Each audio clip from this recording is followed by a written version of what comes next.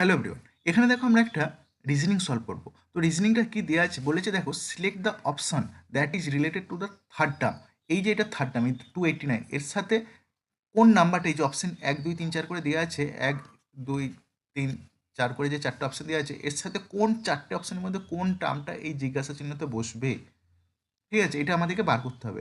কি বলেছে তারপরে, to the first term and the, এই যে বলেছে the second term is related to the first term. যে লজিকে এই সেকেন্ড টার্ম মানে 334 231-এর সাথে যে লজিকে কানেক্ট আছে, আবার six term is related to fifth term. Six term মানে এই 422 যে লজিকে 319-এর সাথে কানেক্ট আছে, সেই লজিক কাজে লাগিয়ে এই যে এখানে জিজ্ঞাসা চিহ্ন আছে, জিজ্ঞাসা চিহ্নটা এই কত বসবে 289-এর সাথে সেটা কানেক্ট হবে।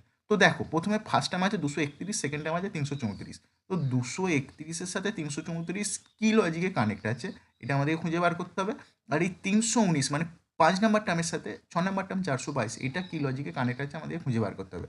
319 422, দেখো আমরা যদি এই দুটোরই ডিফারেন্স বার করি, 334 আর 231-এর ডিফারেন্স কত, দেখো যদি ডিফারেন্স করো তোমরা 103 পেয়ে যাবে। একইভাবে 319 422-এর ডিফারেন্স কত, দেখো তোমরা পেয়ে যাবে 103। তাহলে ডিফারেন্স কত পাচ্ছ, 103।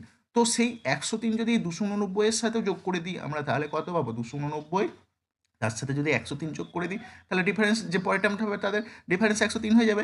তো তাহলে এই টার্মটা হয়ে যাবে 289 প্লাস 103 মানে 392। তাহলে 392 অপশন ক নম্বরে আছে, অপশন 4-এ আছে দেখো 392। তাহলে 1 নাম্বার 2 নাম্বার 3 নাম্বার অপশন হবে না, অপশন 4 হয়ে যাবে রাইট অ্যান্সার।